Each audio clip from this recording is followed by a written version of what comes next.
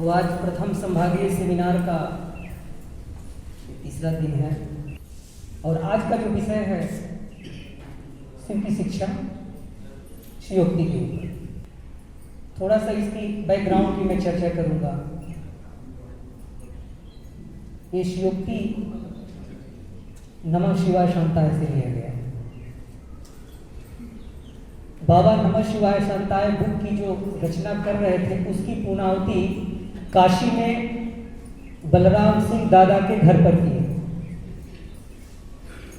भगवान शिव की नगरी है ना काशी, और काशी में ही नमः शिवाय शांताय की बाबा पूर्णाहुति की।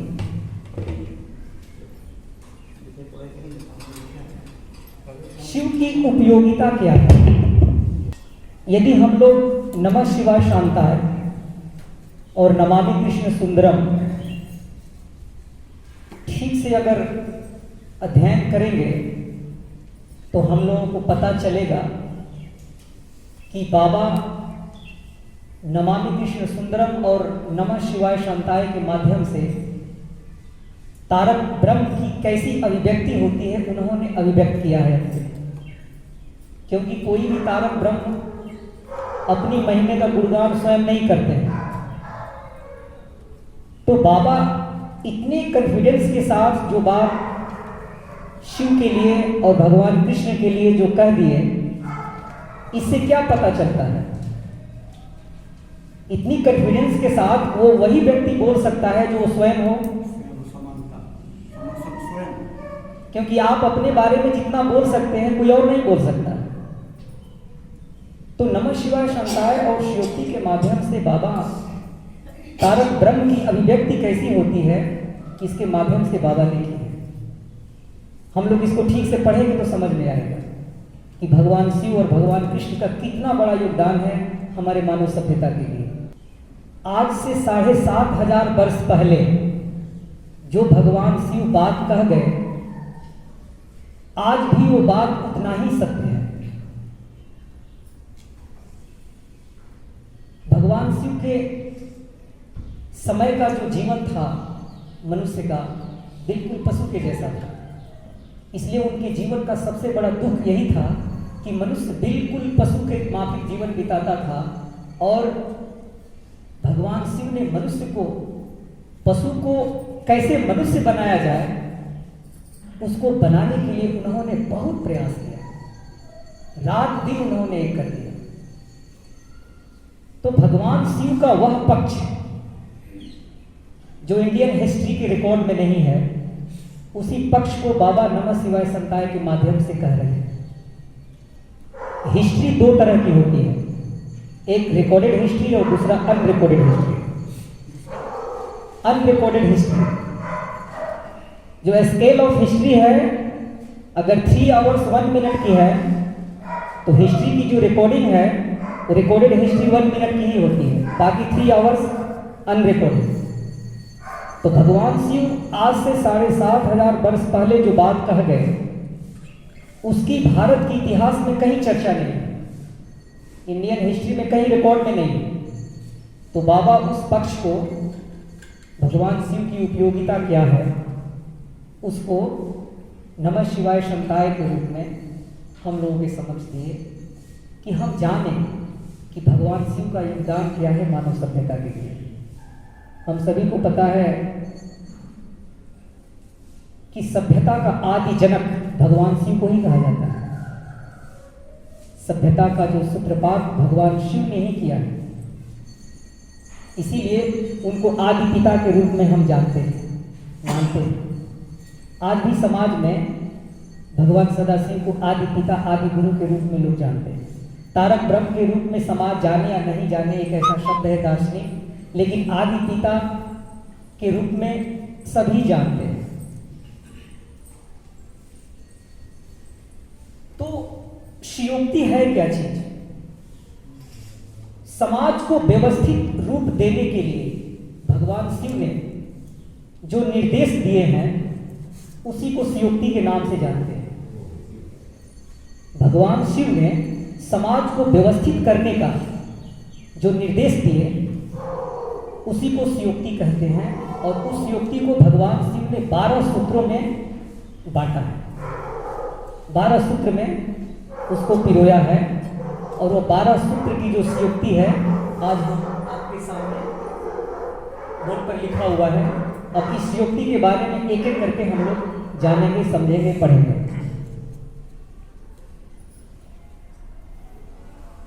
वर्तमान सुवर्तित 12 युक्ति है। अगर इसको ठीक से हम विचार करें तो वर्तमान से लेकर के और जो 12वीं युक्ति है आत्मोक्षार्थम जगत हिताय च, मनुष्य अपने जीवन में धर्माचरण करते हुए आत्ममोक्ष की प्राप्ति कैसे करेगा, समय के अंदर भगवान शिव ने बांध दिया। समय से उसकी शुरुआत हो रही है और उसकी पूर्णाहुति कहाँ हो रही है? आत्मोक्षार्थ और जगत हित के साथ। बहुत ही विवेकपूर्ण तरीके से बाबा ने इसको डिजाइन किया हुआ है। तो पहली जो युक्ति है वो है वर्तमान सुवर्तित। वर्तमान क्या है? ये सोचने वाली बात है। हम लोग वर्तमान को तो कुछ जानते ही नहीं। बूढ़े लोगों को अतीत की चिंता है, नौजवानों की भविष्य की, और वर्तमान में घर में आग लगी है, बुझाएगा कौन? बाबा कहते हैं कि वर्तमान है क्या चीज? अतीत के जितने अंश को, भविष्य का जितना अंश मनुष्य अपने बुद्धि के द्वारा जितना समझ सकता है उसी को वर्तमान के नाम से पुकारा जाता है। बहुत ही शॉर्ट टाइम है और भगवान शिव कहते हैं उसी वर्तमान में तुम्हें जीना है। ये बहुत विचारणीय प्रश्न है, क्योंकि जितने भी हिस्टोरियंस हैं वो वर्तमान को तो मानते ही नहीं। वर्तमान कुछ है ही नहीं। विद्वान लोग वर्तमान की चिंता नहीं है, वे भविष्य की कल्पना में अपना जीवन बिताते हैं कि हमारा साहित्य, हमारा ज्ञान आने वाली पीढ़ी को एक नई दिशा देगी। वर्तमान से कोई लेना देना नहीं।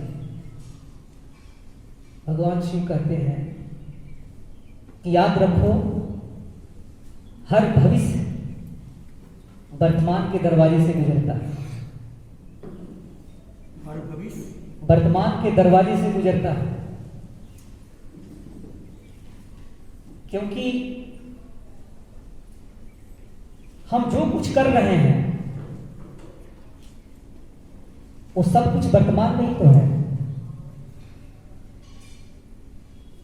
अगर हम एक उदाहरण लें तो हम एक दिन में मोक्ष प्राप्त नहीं कर सकते। साधना तो सुदीर्घ काल तक करनी पड़ेगी ना। सुदीर्घ काल तक साधना करनी पड़ेगी। भगवान शिव कहते हैं कि मनुष्य के जीवन में सबसे बड़ी बात है अतीत के बारे में अपने समय को सोच करके नहीं गवाना, क्योंकि समय कभी किसी का इंतजार नहीं करता। जो समय अभी निकल रहा है वो दोबारा आपके जीवन में लौट के नहीं आने वाला है।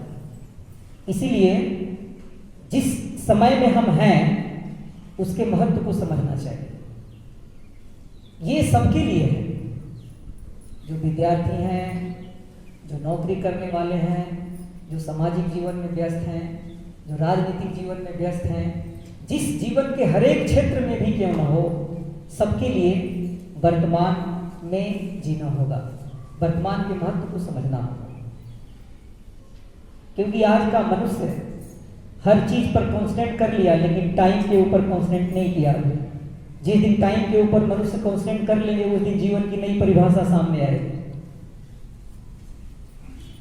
शायद मनुष्य के लिए संभव ना हो, क्योंकि समय सबको बांध के रखा है, समय को कोई बांध के नहीं रखा है। इसलिए बाबा कहते हैं वर्तमान सुवर्तेत। हमें अपने जीवन को सुदृढ़ बनाना है। जो हमारा वर्तमान है उसी के साथ चलकर भविष्य तभी सुंदर होगा जब आपका वर्तमान सुंदर होगा। वर्तमान के समय को आप गंवा दिए, नष्ट कर दिए और कल्पना कर रहे हैं कि हमारा भविष्य ठीक होगा, तो ये कभी नहीं हो सकता है। ये मात्र एक कल्पना कह करके हम इसको बोल सकते हैं और कल्पना में ही हमारी जीवन पूरा निकल जाता है। इसलिए भगवान सदाशिव कठोर स्वर से इस बात को कह गए, मनुष्य वर्तमान सुवर्तेर, मनुष्य तुम्हें वर्तमान में जीना।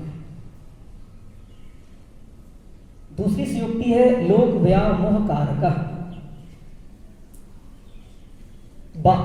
भगवान शिव इस युक्ति के माध्यम से ये बताना चाहते हैं मनुष्य को कि आज मनुष्य के जीवन में कितना अंधविश्वास है।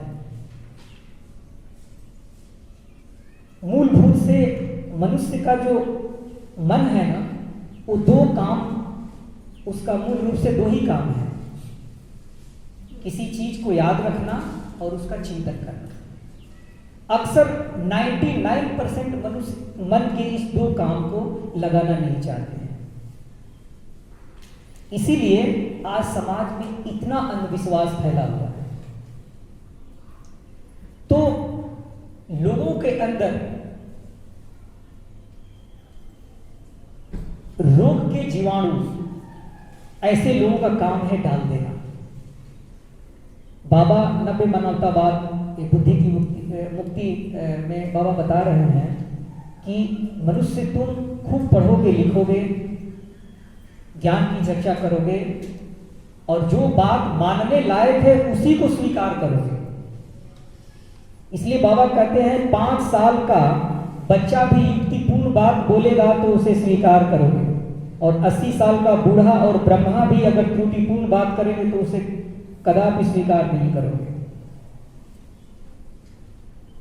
आज के समाज में अंधविश्वास इस कदर मानव मन को जकड़ करके रखा हुआ है कि इस अंधविश्वास को हटाना कितना मुश्किल काम है। इतनी गहराई तक डोगमा मन को प्रभावित करके रखा हुआ है। इसलिए भगवान शिव कह रहे हैं, मनुष्य ऐसे लोग जो मानव मन के अंदर संदेह के जीवाणु पैदा करते हैं, रोग पैदा करते हैं, ऐसे लोगों से हमेशा सावधान रहें। जो अंधविश्वास को मनवाने के लिए समाज में तरह तरह के इलॉजिकल तर्क देते हैं, जिस तर्क के पीछे कोई विवेक नहीं है, ऐसे तर्क दे करके समाज को लोग कंफ्यूज करते हैं, मानव मन को लोग कलुषित करते हैं। ऐसे व्यक्ति से हमेशा तुम सावधान रहो। इसलिए भगवान शिव बता रहे हैं कि मनुष्य प्रत्यक्ष, आगम और प्रमाण, इन तीनों में ज्यादा प्रश्रय किसको देते हैं? प्रत्यक्ष जो दिख रहा है उसको तो सभी मान लेते हैं, है कि नहीं? और प्रमाण, सत्य को प्रमाणित करने की आवश्यकता नहीं होती है, सत्य अपने आप में प्रतिष्ठित है, प्रमाणित है। अब रह गया आगम। आगम को लेकर के समाज में इतना ज्यादा खामियां है, इतना ज्यादा अंधविश्वास फैला हुआ है। इसी आगम के कारण आज मनुष्य अंधविश्वासी हो गए।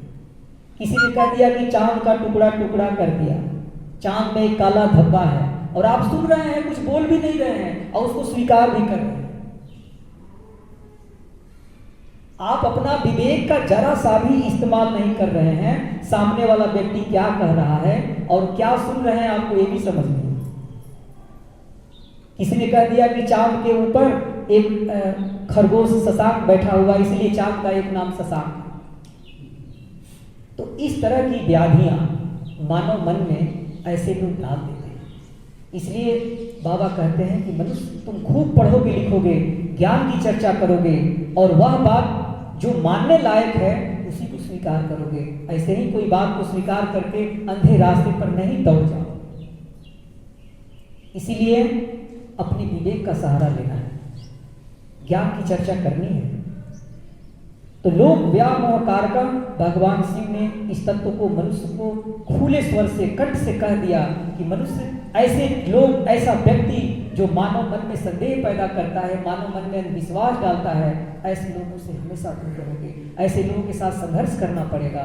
ऐसे लोगों के साथ बहुत कुछ समाज के बीच में रह करके करना पड़ेगा, ताकि ऐसे लोग समाज में गलत भावना और गलत विचार दे करके मनुष्य को पथभ्रष्ट नहीं करने पाए। तीसरी जो युक्ति है, यद भर्तुरेव हित मिच्छति तत् कलत्रम। भगवान शिव के जीवन का सबसे बड़ा दुख यही है कि जब उनका आगमन हुआ तो मनुष्य का जीवन बिल्कुल पशु की माफिक था। वो किसी भी जिम्मेवारी को लेने के लिए तैयार नहीं था।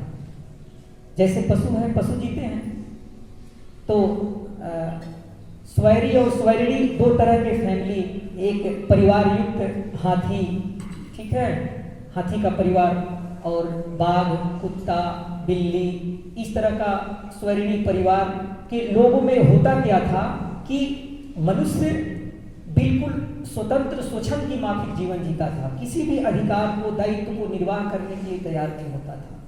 प्रागैतिहासिक काल का जो युग था उसमें मनुष्य का जीवन बिल्कुल पशु के जैसा था। भगवान शिव ने देखा कि अगर मनुष्य होकर के ऐसे रहेंगे तो फिर हमारा आने का कोई मतलब ही नहीं है इस धरती पर। उन्होंने समाज को एक सूत्र में बांधने के लिए, दायित्वपूर्ण एक विशेष रूप से दायित्व का निर्वाह करने के लिए उन्होंने विवाह किया। और सर्वप्रथम उन्होंने ही 3 विवाह किए, मानव समाज में एकता पैदा करने के लिए, एक रूपता पैदा करने के लिए। क्योंकि समाज कितने भागों में बटा हुआ था, मनुष्य का जीवन बिल्कुल पाशविक था, मनुष्य जीना नहीं जानता था, मनुष्य को इसका कोई मतलब ही नहीं था कि हम मनुष्य हैं, कुछ पता नहीं। तो भगवान शिव ने मनुष्य के जीवन को व्यवस्थित तरीके से चलने के लिए, एक दायित्वपूर्ण निर्वाह करने के लिए विवाह किया। विवाह का मतलब होता है एक विशेष दायित्व को लेकर के हमें अपने जीवन में उसका सही सही निर्वाह करना है। तो पुरुष को यहाँ बाबा ने भर्ता नाम से संबोधित किया। भर्ता, हाँ, बंगला में उसको भतार कहते हैं, बंगला में भतार कहते हैं। बाबा लिखे हैं नमः शिवाय शब्दाय में, और लेकिन जो मूल शब्द जो हिंदी का है वो है भर्ता। भर्ता, भर्ता का मतलब जो अपनी भार्या का संपूर्ण जीवन का भरण पोषण करने का जो दायित्व लेता है उसी को कहते हैं भर्ता। तो भगवान शिव ने मनुष्य को जीने का एक सुंदर रूप दिया। जो मनुष्य स्वच्छंद होकर के जीवन जीता था, अब ऐसे नहीं जिएगा, एक दायित्व लेकर के जिएगा। क्योंकि जब मनुष्य ऐसा जीवन जीना नहीं सीखा था, तब मनुष्य का जीवन बिल्कुल पशु के जैसा था। बच्चे बच्ची अकाल गर्भ में चले जाते थे, उसकी मृत्यु हो जाती थी, मातृ दूध उसको ठीक से प्रदान नहीं हो पाता था, क्योंकि सारा दायित्व मातृ के ऊपर ही पड़ता था। और उस समय इतनी व्यवस्था अस्त व्यस्त थी कि लोग इस दायित्व को ठीक तरीके से निभा नहीं पाते थे। तो भगवान शिव ने इस समाज को सुंदर रूप देने के लिए विवाह दिया, और इस विवाह में मनुष्य स्वच्छंद होकर के जीवन नहीं बिताएंगे, मनुष्य एक दायित्व को लेकर के जीवन का निर्वाह करेंगे, एक जिम्मेवारी के साथ जीवन बिताएंगे। तो इसमें स्त्री को भगवान शिव ने बहुत ही सुंदर शब्द से संबोधित किया है। क्या है? कलत्रम। स्त्री को भगवान शिव ने कलत्रम कहा। कलत्रम का मतलब है क्लीवलिंगी। क्लीवलिंगी का मतलब है कि मनुष्य का जितना जिम्मेवारी है समाज पर, जितना उसका अधिकार है, स्त्री भी उतनी ही मर्यादित है उस काम के लिए, उतनी ही सहभागिता है उसके जीवन को सुंदर रूप देने के लिए। इसलिए भगवान शिव ने स्त्री को क्लीवलिंगी और कलत्रम के नाम से संबोधन किया। क्योंकि स्त्री को बाबा कहते हैं कि वो समाज की जननी है, समाज की माता है, इसलिए उसके लिए एक विशेष सम्मानजनक शब्द का बाबा ने इस्तेमाल किया। इसलिए नारी ही एक है जिससे नई सभ्यता का निर्माण होता है, नई सभ्यता आती है। इसलिए नारी को एक विशेष रूप में भगवान शिव ने दर्जा दिया है, एक मर्यादित शब्द को संबोधित करते हुए कहा है स्त्री को कलत्रम। तो बाबा कहते हैं कि यदि कलत्रम के मन में अपने भर्ता के लिए प्यार की भावना होगी, तभी फूस के घर में सोने का संसार बसेगा। कितनी सुंदर बात भगवान शिव बोल रहे हैं। आज किसको पता है आज ये बात किसको मालूम है? जो बात 7,500 वर्ष पहले भगवान शिव कह गए, वो बात आज भी उतनी ही सत्य है आज के समाज में। मनुष्य पहले कैसा था और आज का मनुष्य कैसा है, लेकिन वो बात को भुलाया नहीं जा सकता। उस बात को उतने ही कठोरता पूर्वक आज के समाज में मानने की जरूरत है और उसको मान के चलने की जरूरत है। तो बाबा कितनी बात सुंदर यहाँ बता रहे हैं। यदि कलत्रम के मन में अपने भर्ता के लिए कल्याण की भावना रहेगी, तभी फूस के घर में भी सोने का संसार होगा। इसलिए सामाजिक जीवन को सुदृढ़ बनाने के लिए, पारिवारिक जीवन को सुदृढ़ बनाने के लिए भगवान शिव का जो योगदान है बहुत ही असराहनीय है। इसको हम लोग अपने जीवन में उतारे समझे तो पारिवारिक जीवन का सारा क्लेश ही खत्म हो जाएगा। एक पर एक एकदम सीरियल नंबर से चलते जाएगा, सबका वैज्ञानिक कारण भी समझ में आ जाएगा कि एक के बाद एक इसका महत्व कैसा है। आगे है क्रोध एवं महान शत्रु। क्रोध क्या है? कहा गया है प्रतिकूल वेदनीयम दुखम, अनुकूल वेदनीयम सुखम। क्रोध अल भय प्रत्यय लगाकर क्रोध शब्द की उत्पत्ति हुई है। क्रोध मनुष्य जब अपनी मानसिक धारा को जब अबाध गति से बहा देता है तो वह भावधारा उसे अच्छी लगे या ना लगे, उसकी मन की अनुकूलता भी प्रतिकूल वेदनीयता जैसी महसूस होने लगती है और वही अवस्था आगे चल करके क्रोध का रूप ले लेती है। जब यह क्रोध मानव मन में जब अपना प्रभाव जमाता है तो शरीर कंपित होने लगता है।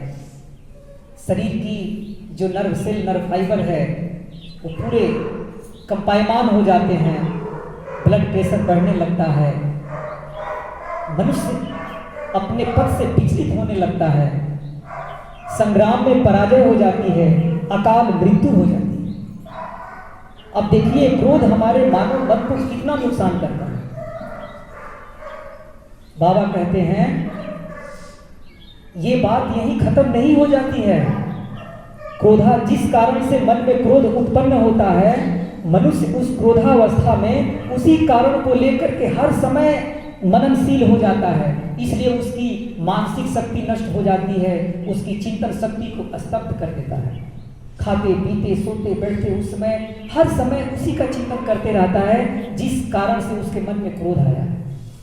इस तरीके से क्रोध देखा जाता है कि मानव मन के मानसिक चिंतन को स्तंभित कर देता है, आध्यात्मिक प्रगति में सबसे बड़ा कंटक रोपण पैदा करता है। और इस तरीके से देखा जाता है कि ये क्रोध मनुष्य के मन को कितना नष्ट करता है। इस तत्व को अच्छी तरीके से महायोगी भगवान सदाशिव ने समझ करके ही मनुष्य को कहा था क्रोध एवं महान शत्रु। मनुष्य के कितने शत्रु हैं? कौन बताएंगे? मनुष्य को कितने शत्रु हैं? 6 ऋषि। हाँ, उसी को षड रिपु कहते हैं। वो शत्रु है ना हमारा।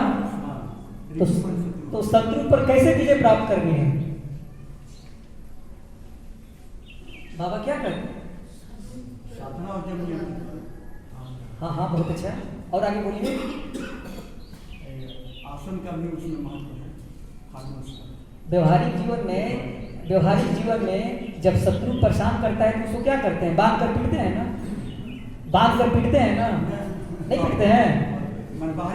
व्यवहारिक जीवन की बात कर रहा हूँ। जब शत्रु परेशान करता है तो उसको क्या करते हैं? बांध करके पीटते हैं।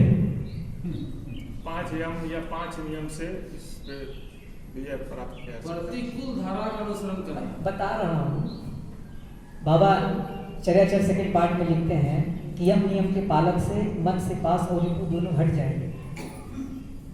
तो यम नियम कितनी बड़ी चीज है। भगवान शिव के समय में प्रपत्तिवाद नहीं था। हाँ, प्रपत्तिवाद भगवान कृष्ण के समय आया और बाबा ने इसको फिर से रिवाइव किया। भगवान शिव के समय में यम नियम था और कहा जाता है कि भगवान शिव उस समय अपने आप में स्वयं में प्रतिष्ठित है यम नियम। इसीलिए उन्होंने किसी की परवाह नहीं की। बहुत कुछ उनके बारे में लोग कहते रहे, किसी की परवाह किए बिना वो अपना काम करते चले गए और मानव सभ्यता को उन्होंने एक नया रूप देना था, वो दे दिया। इसलिए जो व्यक्ति यम्य में प्रतिष्ठित होगा वो किसी की परवाह नहीं करेगा, उसके मन में सिर्फ अपने गुरु का मिशन, गुरु का आदर्श ही सिर्फ रहेगा और वो आगे बढ़ता चलता जाएगा।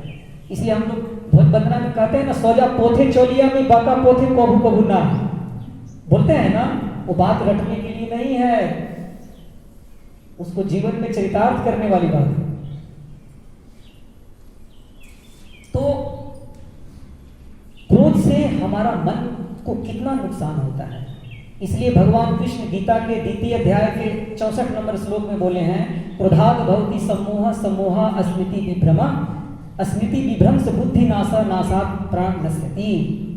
जब क्रोध मनुष्य के मन में आता है तो उसकी स्मृति भ्रमित होने लगती है, याद नष्ट होने लगती है, मेमोरी उसकी जाने लगती है ना। तो जब स्मृति जब विभ्रंश हो जाती है तो उसको पता ही नहीं चलता है कि क्या अच्छा है क्या बुरा है, उसकी समझ खत्म हो जाती है। जब विभ्रंश, जब बुद्धि का जब विभ्रंश मतलब बुद्धि का जब नाश होने लगता है, स्मृति के विभ्रंश होने से बुद्धि का नाश होने लगता है, और जब बुद्धि का नाश होता है तो फिर कुछ नहीं बचता, मनुष्य का सर्वनाश हो जाता है। ये भगवान कृष्ण बोल रहे हैं 2 अध्याय के 64 नंबर श्लोक। तो क्रोध आता क्यों है मनुष्य के मन में?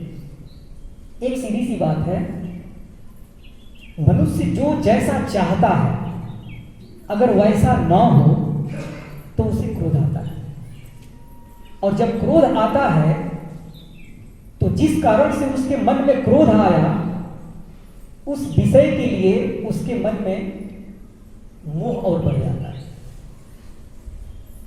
क्योंकि शत्रु एक पर एक अटैक करता है।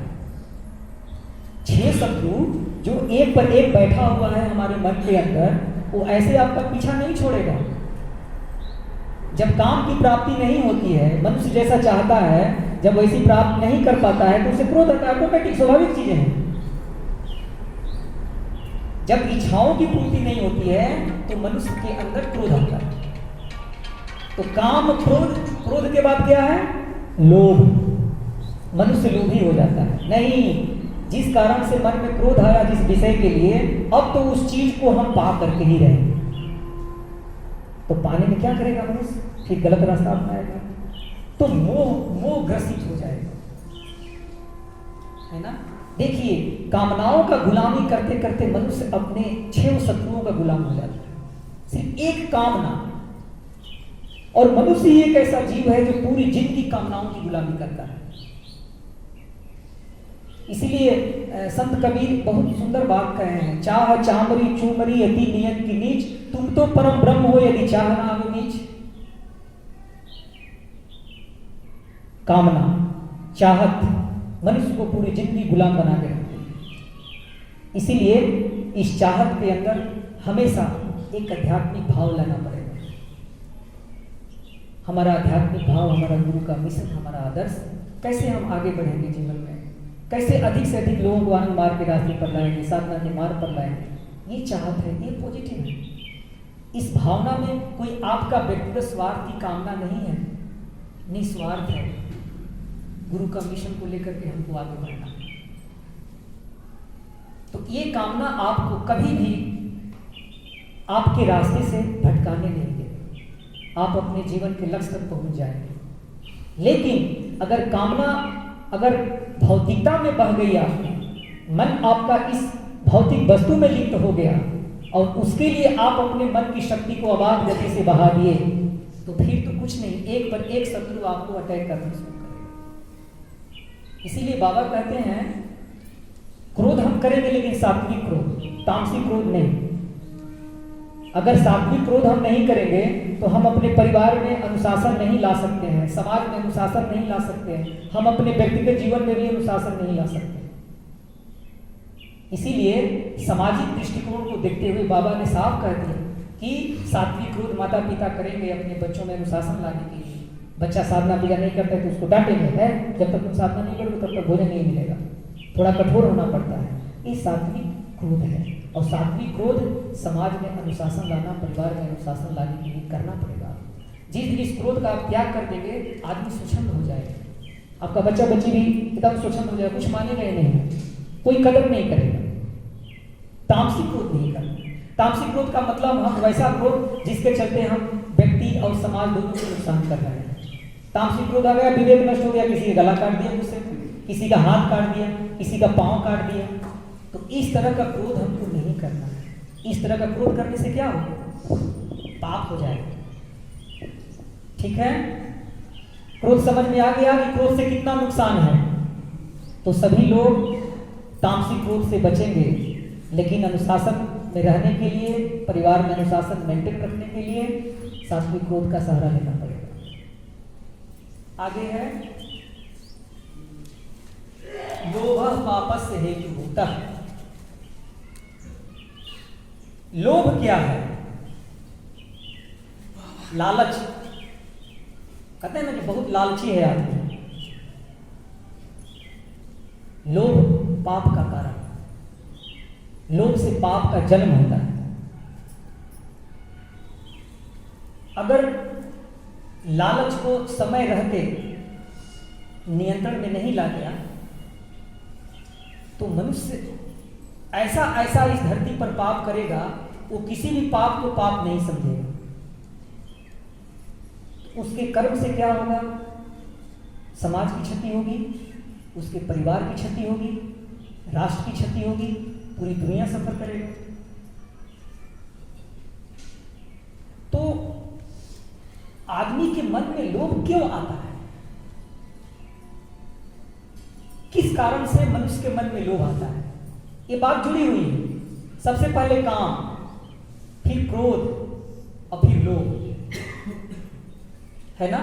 जब कामना की इच्छा पूरी नहीं हुई तब हुआ क्या? क्रोध आ गया।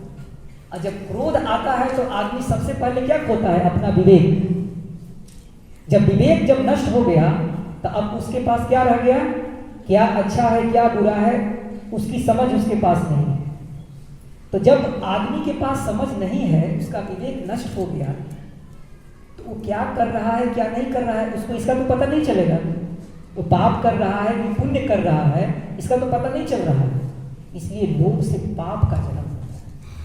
इसलिए जो व्यक्ति लोभी है, जो व्यक्ति लालची है, जो व्यक्ति भोगी है, ऐसे लोगों से हमेशा दूर रहना चाहिए। ऐसे लोगों के बीच में कभी भी अपनी संगति नहीं बनानी चाहिए। ऐसे लोभी व्यक्ति सिर्फ समाज को और अपने आप को सिर्फ स्वार्थ की तराजू में तोलता है कि हमारा कहां फायदा है। समझ रहे हैं ना? हमारा कहां फायदा है, सिर्फ उसी की बात करेगा। बाकी दुनिया का कोई परवाह नहीं।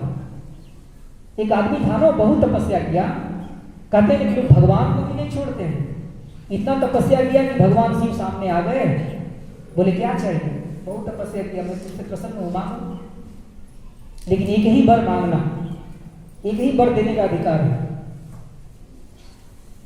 तो बोला ठीक है, आप आए हैं तो मांगूंगा जरूर, लेकिन 1 घंटा टाइम दीजिए। आप बोले हैं ना एक ही मांगने के लिए, तो एक ही मांगूंगा, लेकिन 1 घंटा टाइम दीजिए, सोच के मांगता हूं। वो आदमी कितना चालाक। तो भगवान शिव बोले ठीक है, मैं यही इंतजार करता हूं और सोच करके जल्दी बताओ। तो घर गया तो उसकी 80 साल की बूढ़ी माँ बीमार थी और आंख की रोशनी नहीं थी, अंधी थी। तो माँ से पूछा कि माँ भगवान शिव आए हैं और बोले हैं कि कुछ मांग लो, एक ही वर मांगने के लिए बोले हैं, क्या मांगो? तो माँ कहती है कि नालायक, तुझे दिखता नहीं है? 80 साल की मेरी उम्र हो गई, मैं आंख से अंधी हूं, जा भगवान आए तो उनसे मेरी आंख की रोशनी मांगी। तो बोलता है ये बुढ़िया मरने वाली है, एक पांव इसका कब्र में है, और अब दुनिया को देखकर क्या करेगी? 80 साल में दुनिया देखी नहीं, अब क्या करके देखेगी? फिर गया अपनी पत्नी के पास, पत्नी को बोलता है कि भगवान शिव आए हैं और एक ही वरदान मांगने के लिए बोले हैं, बोलो क्या मांगो? तो पत्नी कहती है अरे मूर्ख, 15 साल विवाह हुए हो गया, एक संतान नहीं हुए, ये सब पूछने वाली बात है? जाके बोल भगवान को कि हमको संतान की प्राप्ति हो, ऐसा वर दीजिए। तो बोला सब स्वार्थी है। वो आदमी अपने मन में सोचता है ये सब स्वार्थी है, हमारी कोई परवाह नहीं किया, इसको पुत्र की इच्छा है और माँ को अपने आप की इच्छा है, हमारा तो किसी ने सोचा ही नहीं। लेकिन ये भी बहुत चतुर था, गया भगवान के पास, बोला 1 घंटा हो गया, जल्दी मांग, नहीं तो फिर मैं चला जाऊंगा। बोला मांगता हूं। तो मांगता है कि आप एक ही वर देना चाहते हैं तो हमको ये वर दीजिए कि 80 साल की मेरी बूढ़ी मां मेरे बेटे को सोने की थाली में खाते हुए देखे। क्या दिमाग लगाया उसने, है ना? अरे भाई, धन भी मांग लिया, पुत्र भी मांग लिया, अपनी मां की आंख की रोशनी भी मांग लिया। एक वरदान में भगवान बोले ना कि एक ही वरदान मांगना, और उसमें एक वरदान में लपेट करके तीनों चीज मांग लिया। धन भी, सोने की थाली में खाने का मतलब क्या कि जो व्यक्ति धनवान होगा वही ना अपने बच्चों को सोने की थाली में खिलाएगा। तो क्या मांगा कि मेरी 80 साल की बूढ़ी मां मेरे पुत्र को सोने की थाली में खाते हुए देखे। कितना दिमाग लगाया उसने। तो जब लोभ की, जब मनुष्य में जब भावना जब आ जाती है ना, तो मनुष्य सिर्फ अपने विषय में सोचता है, समाज परिवार किसी के विषय में नहीं सोचता है, वो सेल्फिश हो जाता है, वो सेल्फ सेंटर साइकोलॉजी से डोमिनेटेड होने लगता है। ऐसा व्यक्ति समाज का बहुत नुकसान करता है। इसलिए ऐसे व्यक्ति को बचाने के लिए, दूर हटाने के लिए, इसके लिए कठोर नियम की जरूरत पड़ती है। ऐसे व्यक्ति के लिए कठोर नियम बनाना पड़ेगा समाज की ओर से। ऐसे कोई नहीं सुधरता, क्योंकि बाबा ने यम नियम को जीवन का आधार बना तो दिया, लेकिन हम कितने उस पर खरे उतरते हैं ये हम सभी जानते हैं। लेकिन रास्ता वही है। यम नियम के बिना हम अपने जीवन में कभी भी साधना तो कर ही नहीं सकते हैं, लेकिन यम नियम के बिना हमारा जीवन में कोई व्यवहारिक रूप भी सामने नहीं आएगा। इसलिए यम नियम को बाबा ने इतनी सुंदर तरीके से जीवन वेद में डिजाइन किया हुआ है। अगर उसको ठीक से हम समझें, अपने जीवन में उतारें, तो सारी समस्या खत्म हो। तो लोभा पापा से हेतु भूता समझ में आ गया। छठी सी युक्ति है अहंकार पतनस्य मूलम। अहंकार क्या है? अहंकार कौन सी वृत्ति है?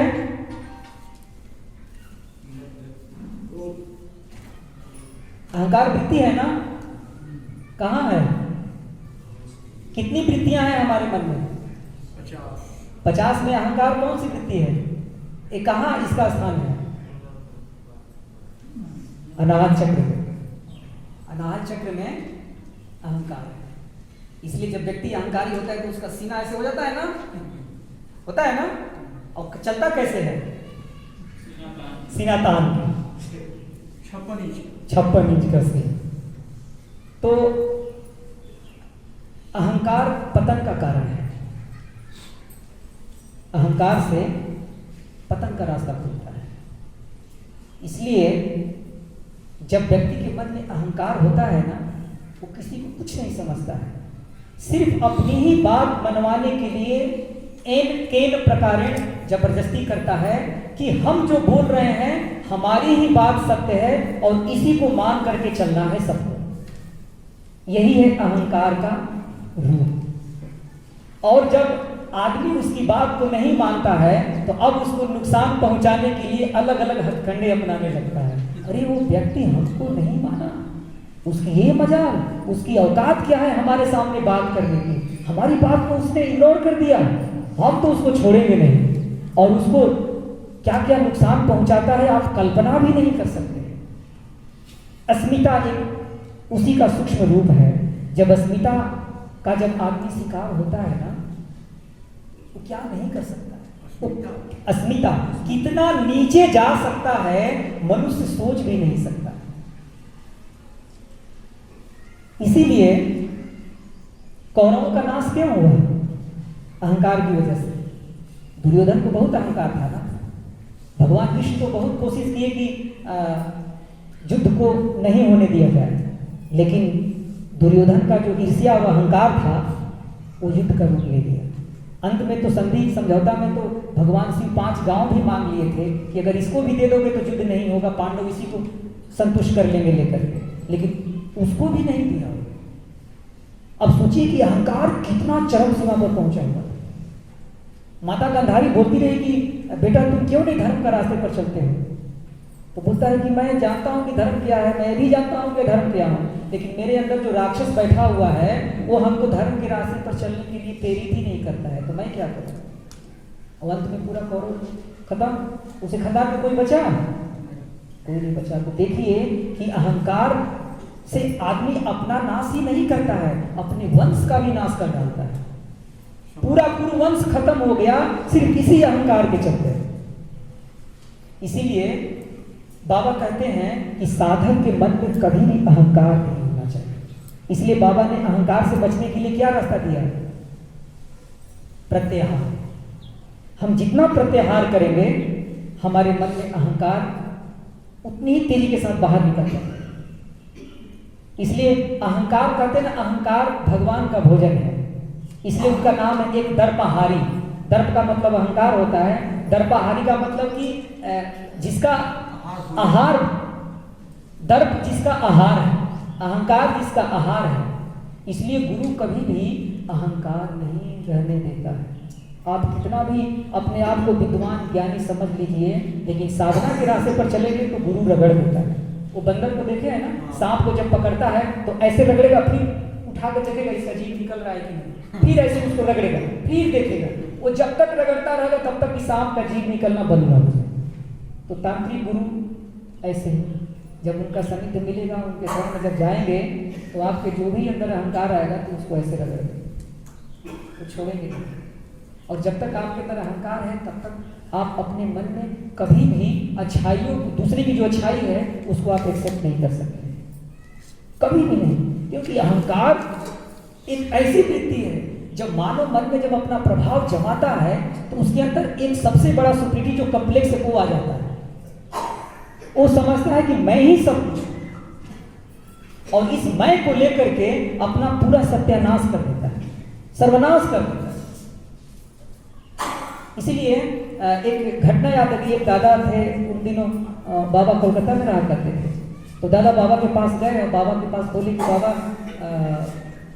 मुझे महान बनना है, लेकिन उनको अहंकार बहुत था, बहुत अहंकार था, मुझे महान बनना है। तो बाबा बोले कि मिस्टर आनंद, अगर तुमको महान बनना है ना तो तुम अपना अधिक से अधिक अपमान कराओ।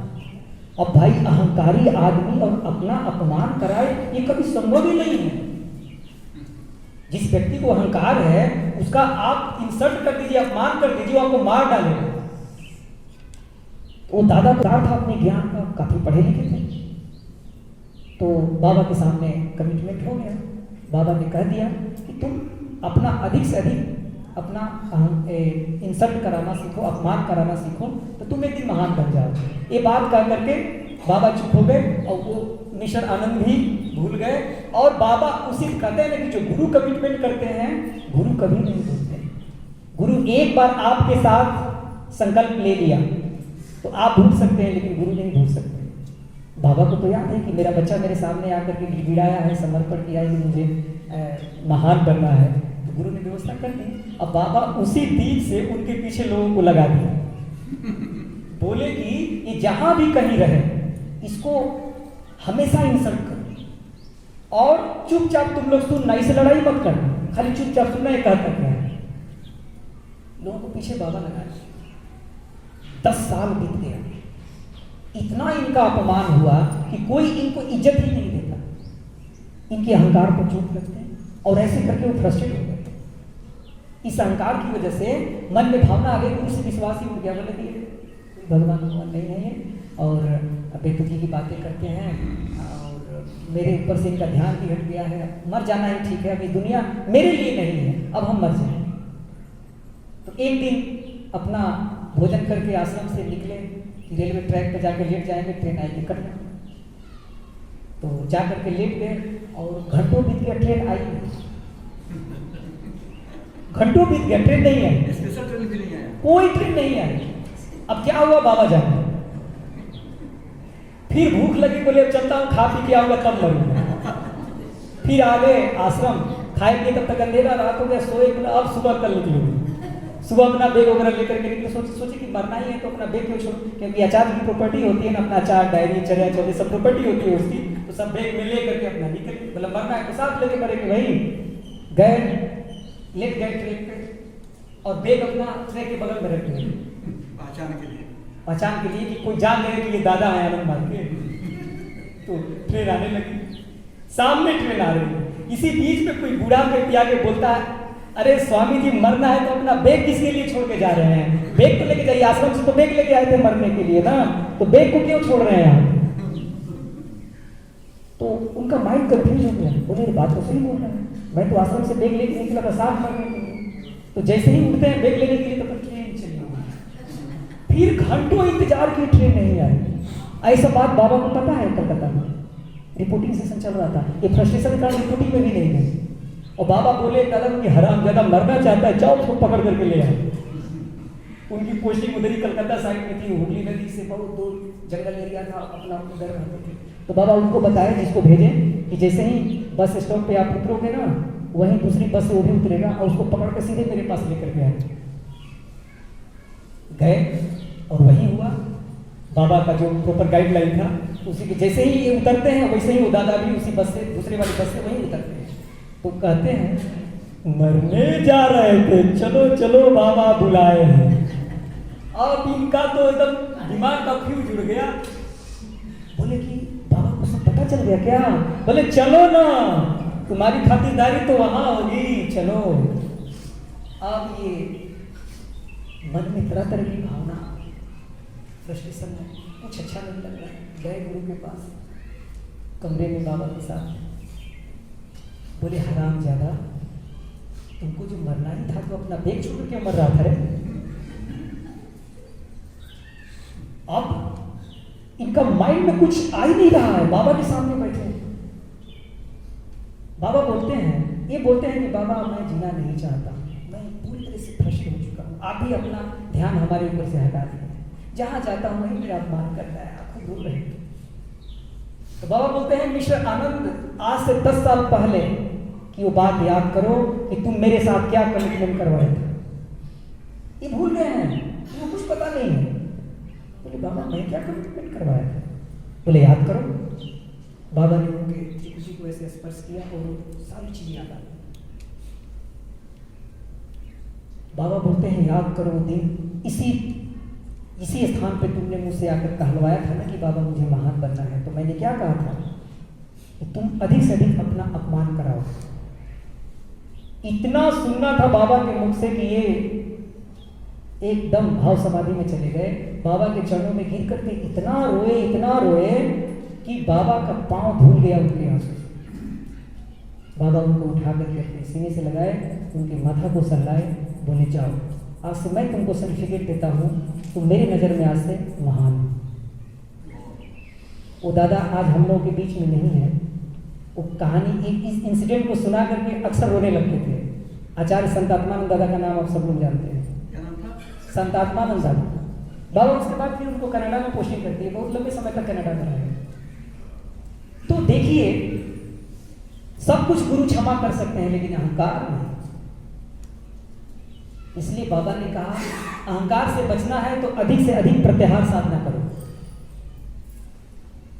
जितना प्रत्याहार साधना को मान के हम अपने जीवन में चलेंगे, हमारा मन अहंकार से उतना ही दूर रहेगा।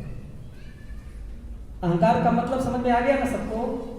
तो अहंकार पतन का कारण है, इसलिए इस पतन से सबको बचना है। हम साधक साधिकाएं हैं और हम लोगों के जीवन में जो गुरु का निर्देश है उसका पालन करना हमारा धर्म है। अगर उसको हम मान करके चलेंगे तो कहीं अहंकार हमारे मन में आने का मौका नहीं खोज पाएगा।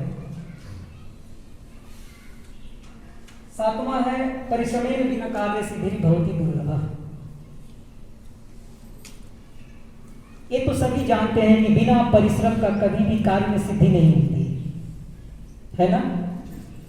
इसीलिए एक पंचतंत्र में श्लोक है ना, उद्यमे नहीं सिद्धंति कार्य की मनोरथ है सुतस्य सिंहस्य प्रविशन्ति मुखे मृगा। जिस तरीके से सोए हुए सिंह के मुख में स्वयं मृग नहीं आ जाता, उसको भी शिकार करने के लिए जंगल में दौड़ लगानी पड़ती है, परिश्रम करना पड़ता है। ठीक वैसे ही कार्य सिद्धि बिना परिश्रम किए नहीं मिलता। इसलिए भगवान शिव कहती है कि मनुष्य तुम अपने जीवन में परिश्रम करो। तो ये परिश्रम हमारे 3 क्षेत्र में है। क्या क्या क्षेत्र में है? हाँ, भौतिक क्षेत्र में है, मानसिक क्षेत्र में है, आध्यात्मिक क्षेत्र में। तो बाबा कहते हैं कि मनुष्य जब परिश्रम करता है तो इस भाव जड़ता के साथ संघर्ष करना पड़ता है। बिना संघर्ष किए जीवन में कभी भी उपलब्धि नहीं आती है। होता है ना?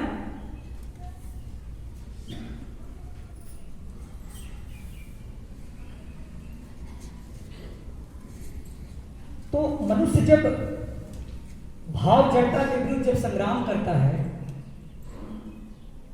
तो उसकी जो साधना है कैसी हो जाती है? क्योंकि हर क्षेत्र में साधना का प्रयोजन है ना, भौतिक क्षेत्र में, मानसिक क्षेत्र में और आध्यात्मिक क्षेत्र में। तो बाबा कहते हैं कि मनुष्य जब जड़ता के विरुद्ध संग्राम करता है तो उसकी साधना जड़ साधना कहलाती है ना। और जब मनुष्य आत्मिक क्षेत्र में जब साधना के पथ में आई बाधाओं के विरुद्ध जब संग्राम करता है तो उसकी साधना कैसी हो जाती है? वहां पर साध्य और साधक एक हो जाते हैं, साध्य और साधक एक हो जाते हैं, वहां दोनों अलग अलग नहीं रह जाते।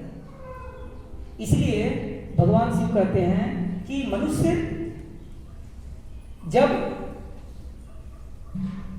आध्यात्मिक साधना करता है तब उसकी साधना विशेष अर्थ में अभिध्यान के नाम से जानी जाती है और व्यापक अर्थ में परिश्रम के नाम से जानी जाती है।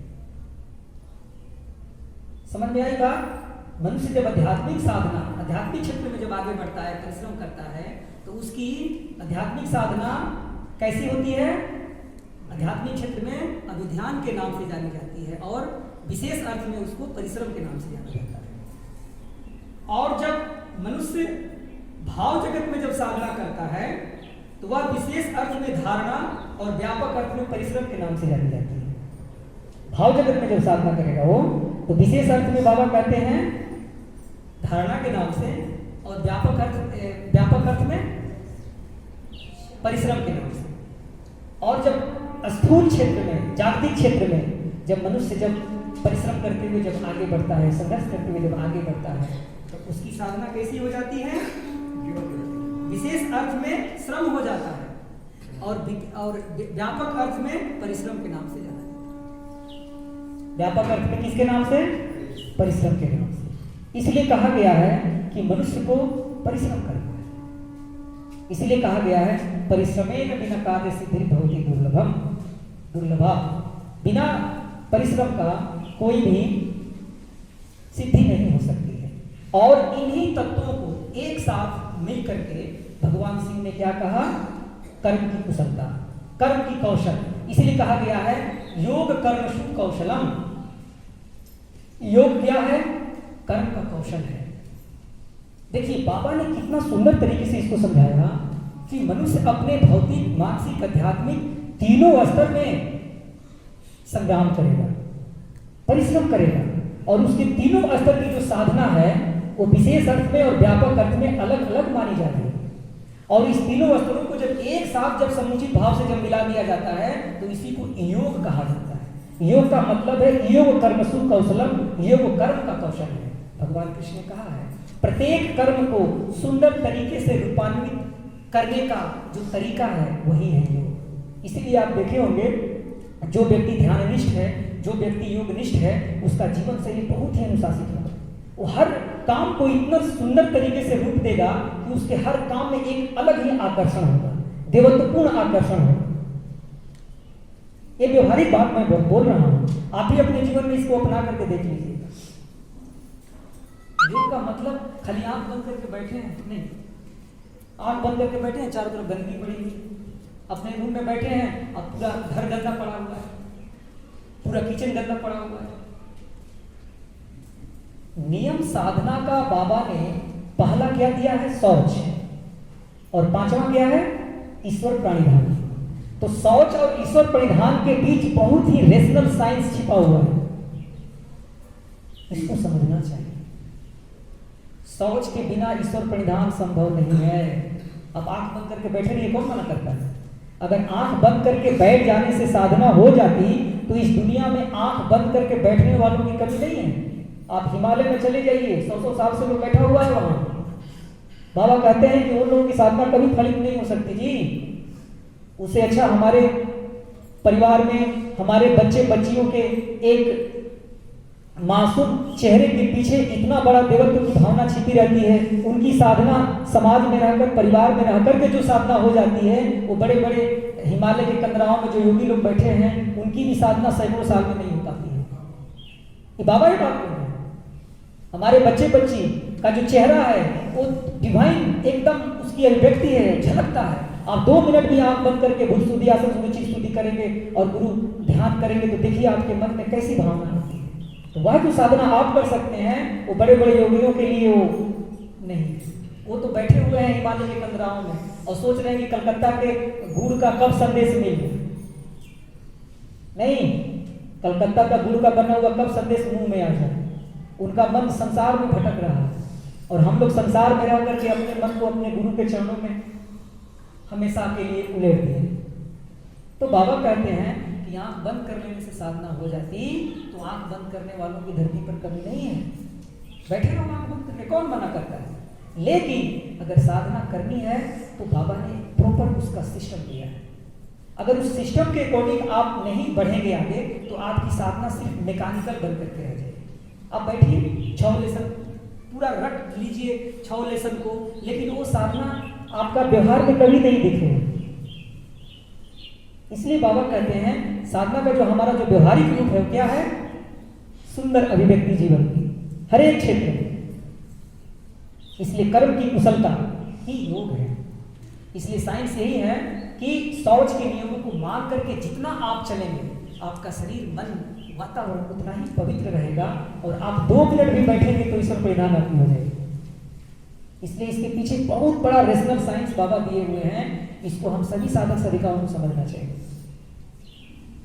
क्लियर दादा? तो भगवान शिव इस बात पर जोर देते हैं परिश्रम करना है। हम चाहे जिस क्षेत्र में रहें, चाहे गृही हैं, चाहे सन्यासी हैं, सबको काम करना है। बिना काम का हमें न मुक्ति मिलने वाली है। साधना भी हमारा काम है, साधना भी हमारा कर्म है। और जो हमारा व्यवहारिक जीवन का जो कर्म है, दैनिक जीवन का जो कर्म है, पारिवारिक जो दायित्व है, संगठन का दायित्व है, वो तो सबको करना है। आप सोचेंगे कि बिना किए हमको सब कुछ मिल जाए तो सब होते हैं। इसलिए परिश्रम करना है।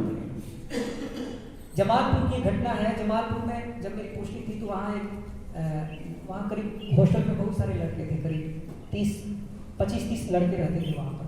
तो एक 10वीं क्लास का बच्चा था, तो सेंट्रल स्कूल में उसका एडमिशन था, वहाँ पढ़ता था, लेकिन रहता था मेरे पास। तो क्या हुआ कि उसके हिंदी के टीचर ने परिश्रम का फल के ऊपर निबंध लिखने के लिए होमवर्क दिया था।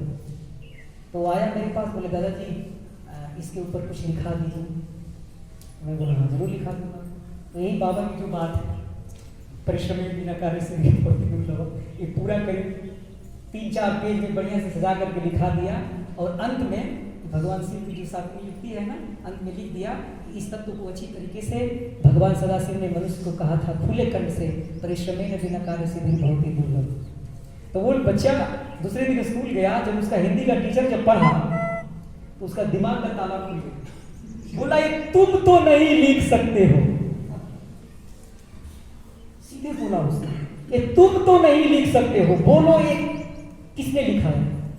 तो बच्चा झूठ भी नहीं बोल सकता, बोले मेरे दादाजी लिखा है।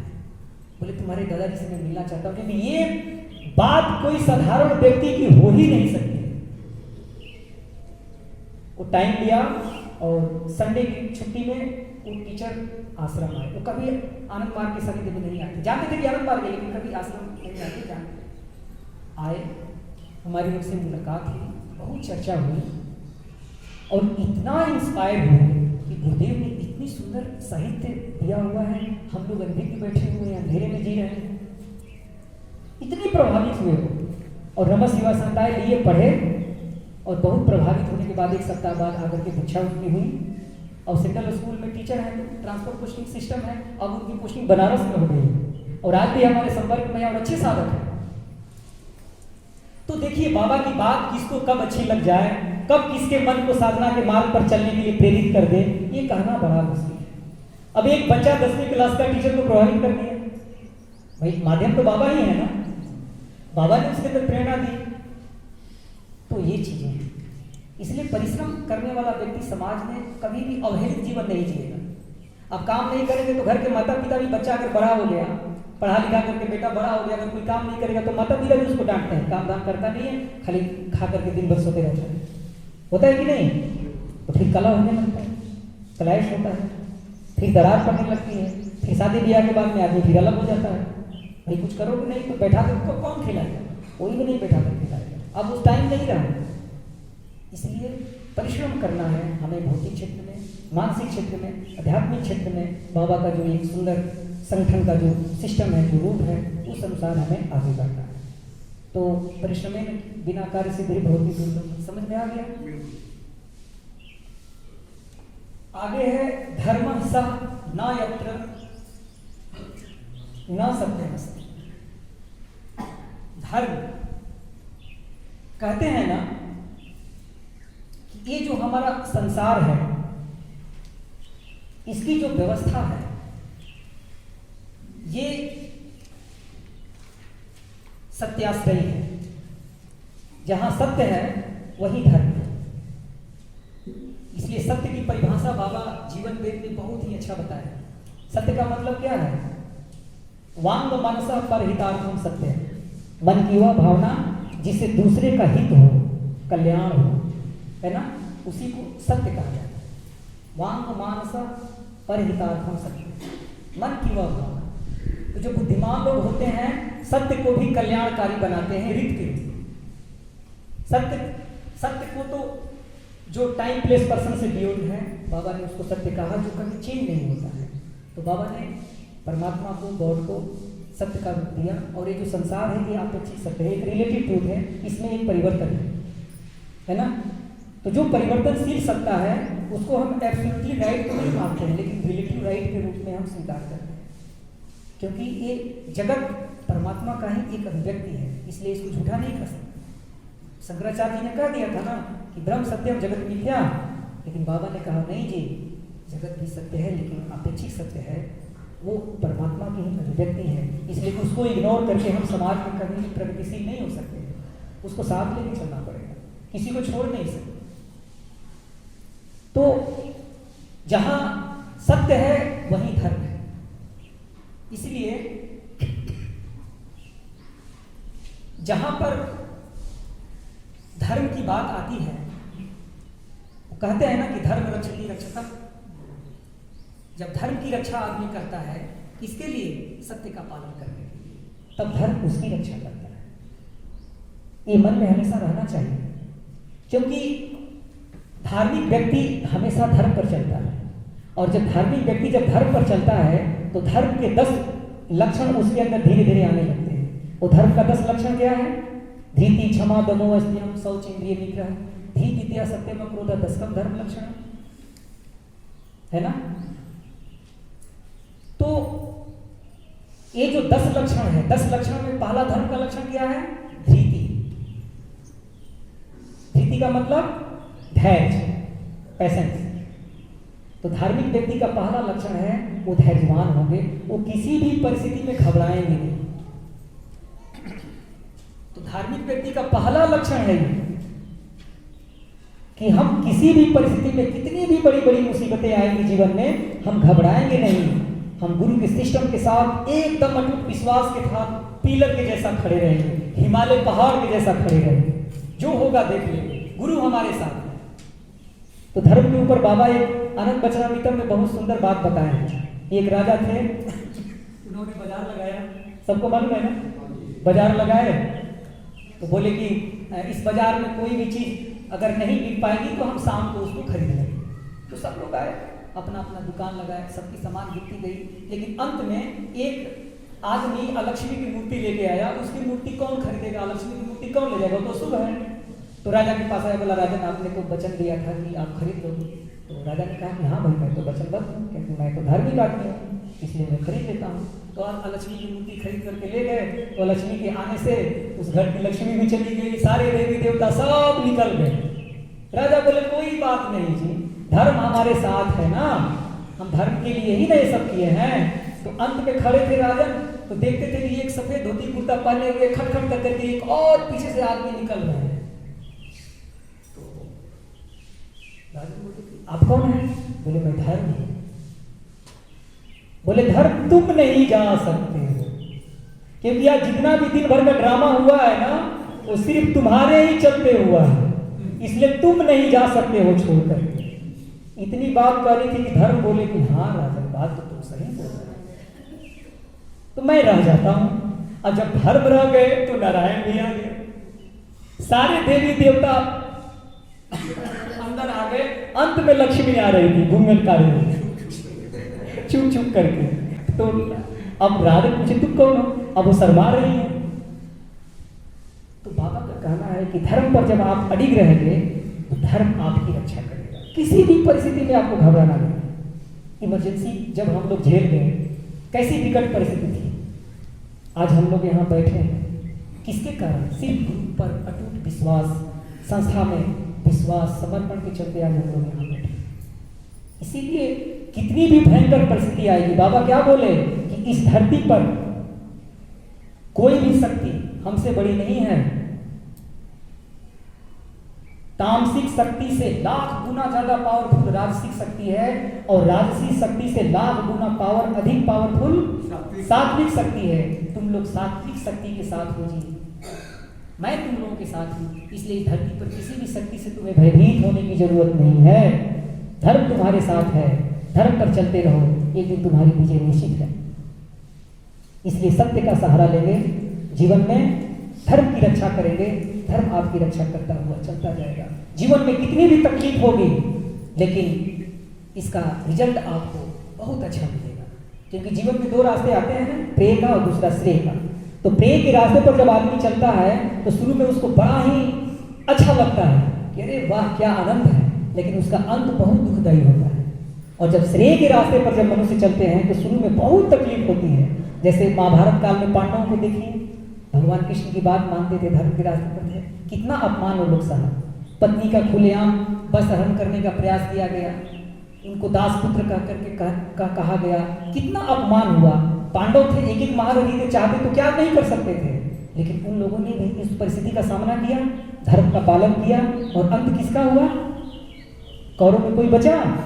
कोई नहीं बचा। इसीलिए धर्म का व्यक्ति जो पालन करेगा, धर्म उसकी रक्षा करेगा। शुरू में लगेगा कि सब कुछ खत्म हो जाएगा, लेकिन ना, भगवान कृष्ण ने कहा धर्म परेशान हो सकता है लेकिन पराजित नहीं। इसलिए हमेशा याद रखना चाहिए, आपके जीवन में बहुत परेशानियां आएंगी, बाधाएं आएंगी, बहुत समस्याएं आएंगी, लेकिन आप धर्म के रास्ते पर टिके रहिए, बाबा आपको मदद करते जाएंगे, और एक दिन आप अपने जीवन में सफल होके ही रहेंगे। इसलिए धर्म का पालन करना हमारा धर्म है। तो धर्म सा जहां सत्य है वहीं धर्म है। मिथ्यावादी सदा दुखी, ये 9वीं श्लोकी है। समझ में आ रहा है? कोई दिक्कत तो नहीं है? मिथ्यावादी सदा दुखी और सत्यवादी सदा सुखी। कहते हैं ना, जिस व्यक्ति का जीवन मिथ्या पर आधारित है, अपने जीवन में जीवन 10 लक्षण में से एक होता है धृति, बहुत लंबा है, आप लिख लीजिए। धृति, क्षमा, दम, अस्तेय, श्लोक है। हाँ, धृति, क्षमा, दम, अस्तेयम, शौच, इंद्रिय निग्रह। लिख दूं क्या? ये 10 लक्षण हो गया। धृति, क्षमा, दम और अस्तेय एक साथ मैंने लिखा, दम अलग कर दिया और अस्तेय अलग कर दिया। शौच हो गया, इंद्रिय निग्रह हो गया, धीर, विद्या, सत्यम, अक्रोध। ये अक्रोध है, क्रोध नहीं है। तो ये 10 लक्षण है। धार्मिक व्यक्ति धैर्यवान होंगे, क्षमाशील होंगे, दम अहंकार नहीं करेंगे, अस्तेय चोरी नहीं करेंगे, शौच का पालन करेंगे, साफ सुथरा रहेंगे, मन से भी साफ, शरीर से भी साफ, चारों तरफ से सफाई का ख्याल रखेंगे, अपने इंद्रियों पर निग्रह रखेंगे। इंद्रियां जो है ना, हमारी 10 इंद्रियां हैं, उस पर संयम रखेंगे। धी मतलब बहादुर, वीर बनेंगे, करेजियस, नैतिक साहस उनके अंदर होगा, विद्या, बुद्धिमान होंगे, सत्य का पालन करेंगे और क्रोध नहीं करेंगे। ये 10 लक्षण धार्मिक व्यक्ति के अंदर जब धर्म का अनुशीलन करेगा तो उसके अंदर ये 10 लक्षण धीरे धीरे दिखने लगेंगे। जी, शौच के बाद इंद्रिय निग्रह।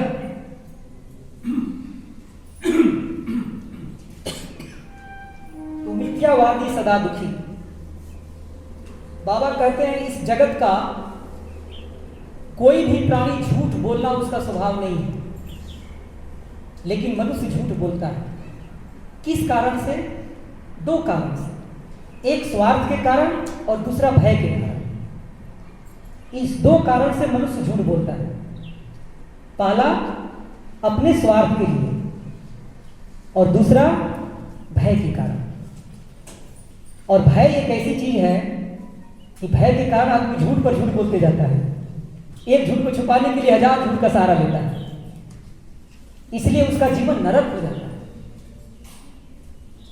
इसलिए बाबा कहते हैं कि इस जगत का जो वनस्पति जीव जंतु हैं वो कभी झूठ का सहारा नहीं लेंगे।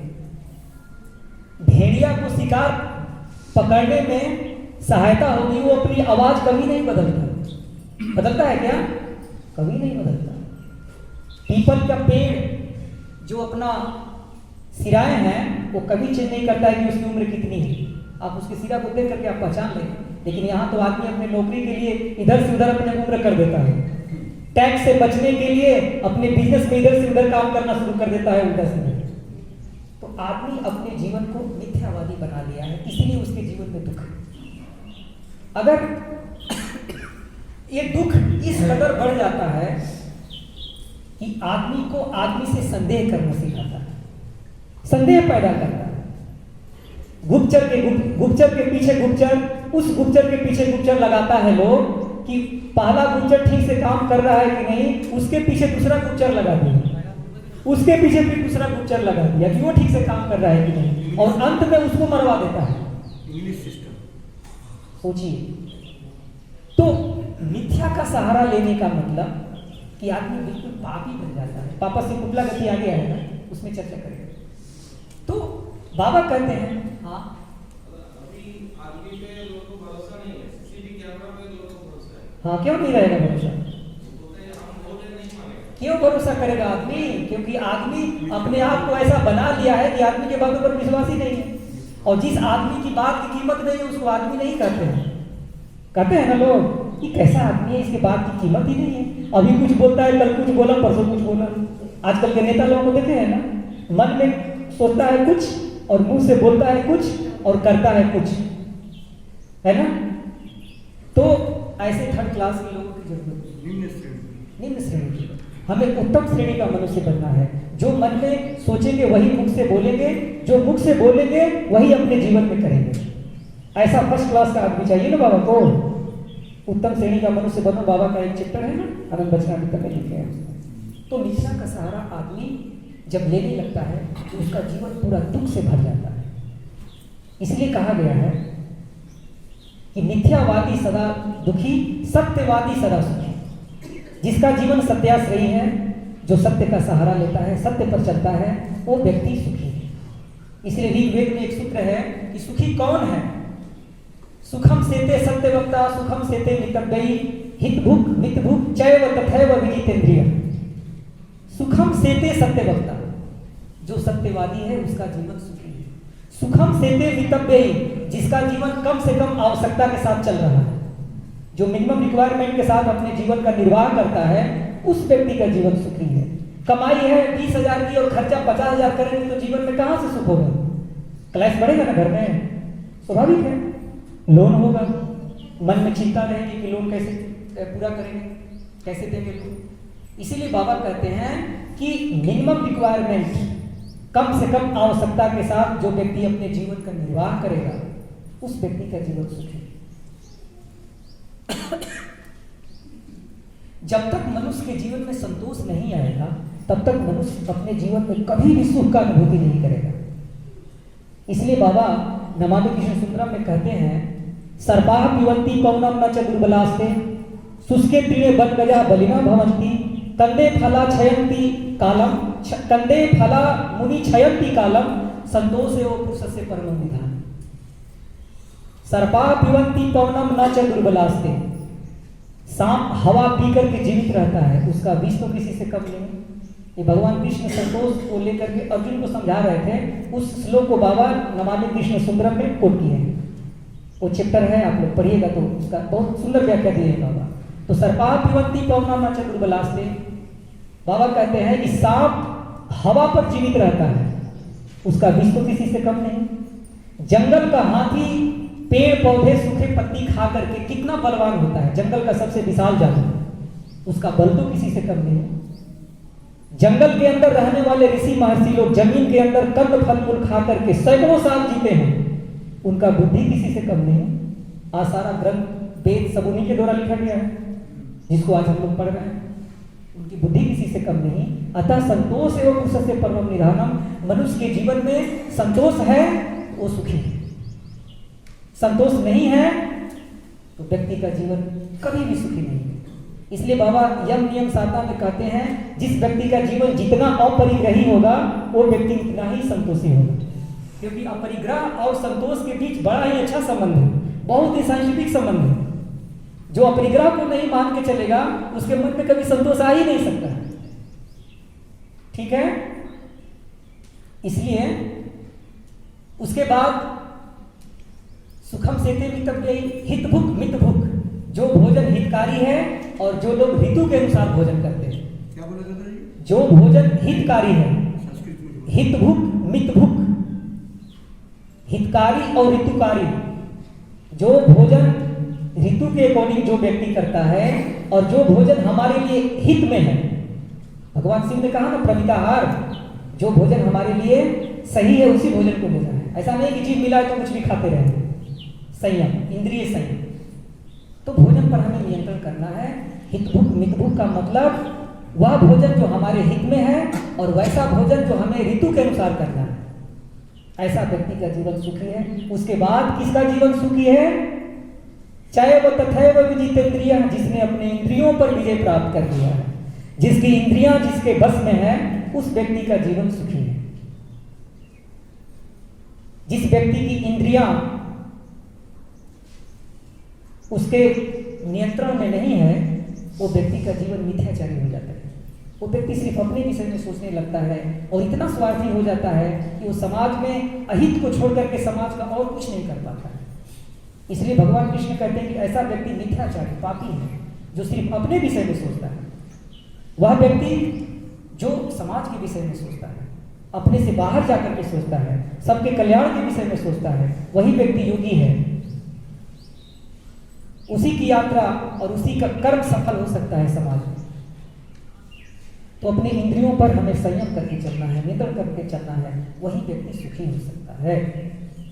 इसीलिए मिथ्या का सहारा हमें नहीं लेना है। गुरु ने हमको इतनी सुंदर आइडियोलॉजी दिया, इतना बढ़िया साधना है, इतना बढ़िया दर्शन है, हमें उस पर एकदम खड़े रहना है। बिल्कुल विशाल पहाड़ के जैसा, हिमालय पहाड़ के जैसा। कितनी भी बाधाएं आएंगी जीवन में, हमारा कुछ भी नहीं बिगाड़ सकता है। हमारा मन का संकल्प, विश्वास कभी भी नहीं डोल सकता है। हम गुरु के चरणों में हमेशा समर्पित भाव से आगे बढ़ते रहेंगे। पापस्य कुटिला गति, पाप की गति कुटिल होती है, वो दिखती है।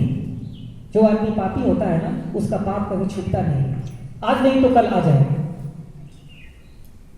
कोई भी पापी व्यक्ति, आप देखिए उदाहरण, आदमी कितना भी क्राइम करता है तो कहीं ना कहीं से वो एक्सपोज हो जाता है, कहीं ना कहीं से। अगर ऐसे भी एक्सपोज नहीं होता है तो उसको नेचर एक्सपोज कर देता है।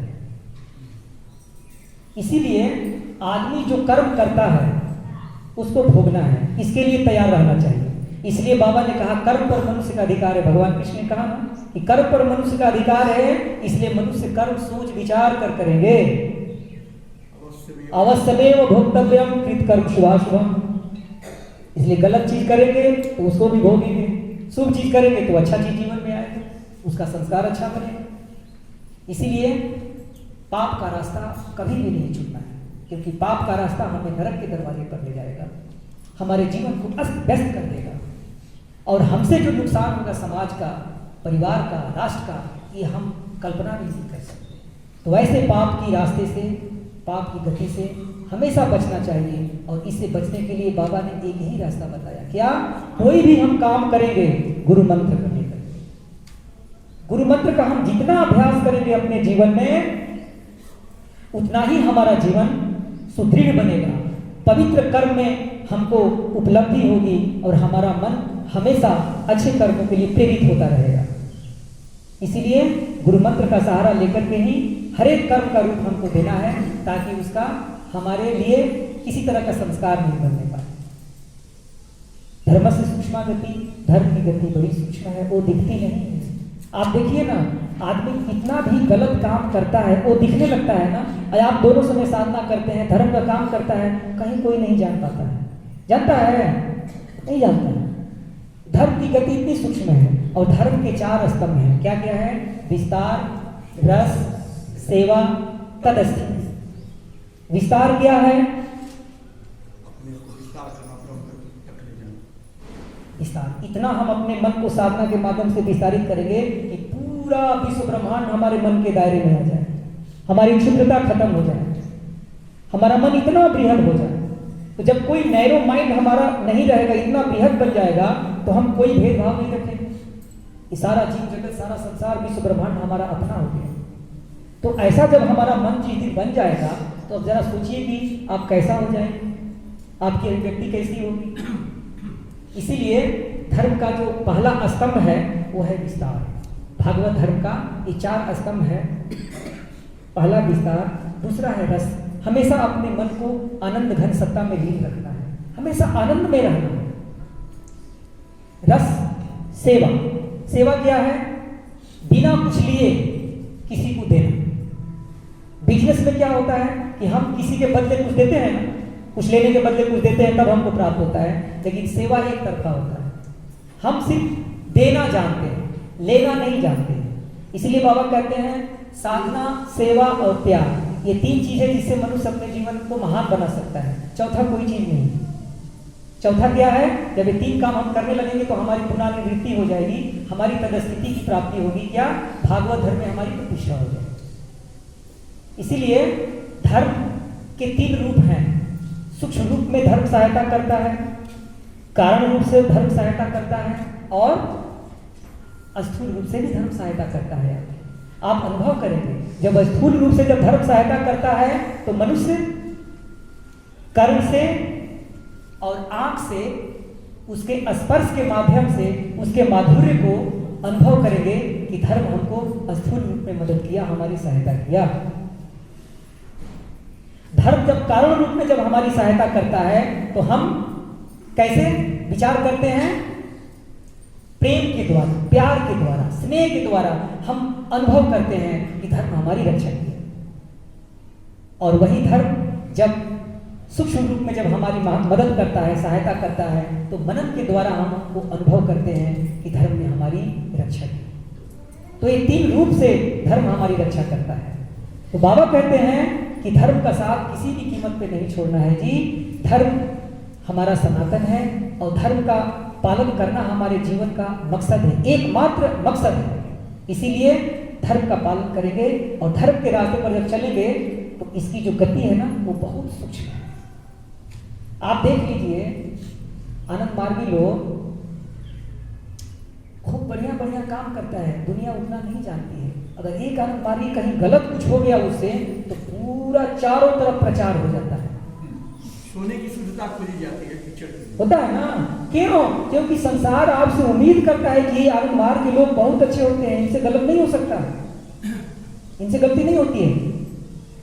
तो संसार उम्मीद भरी दृष्टि से आपको देख रहा है, तो हमको वैसे ही बनना पड़ेगा, वैसे ही हमारी अभिव्यक्ति होनी चाहिए। इसलिए हमारा कर्म, प्रत्येक कर्म कैसा होगा? ब्राह्मी भाव के साथ जुड़ा रहेगा। और ऐसे भाव से हम कर्म करेंगे तो कोई संभव नहीं कि हमसे कोई भूल हो।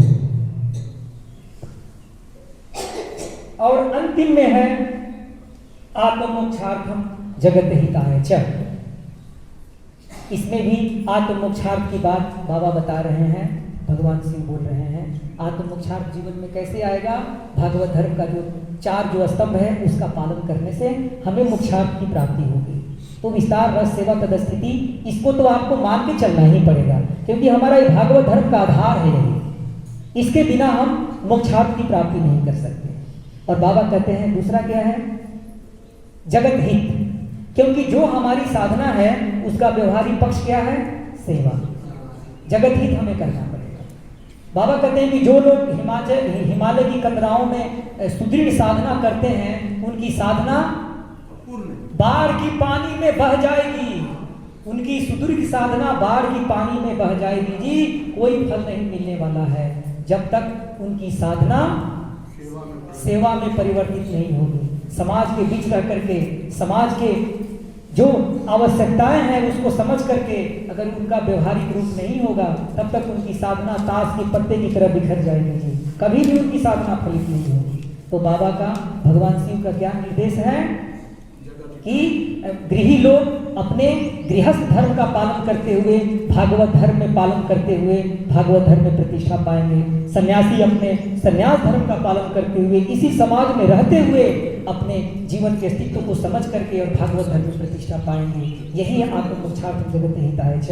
और भगवान शिव ने जो इस 12 श्योक्ति को एक माला बनाया, एक सूत्र में जो पिरोया है, ये हमारे जीवन को सुंदर एक रूप देने के लिए, समाज को एक व्यवस्थित करने के लिए, एक इतना सुंदर भगवान शिव ने 1 नंबर से लेकर के 12 नंबर तक श्योक्ति को एक निर्देश के रूप में संपूर्ण मानव जाति को संदेश दिया।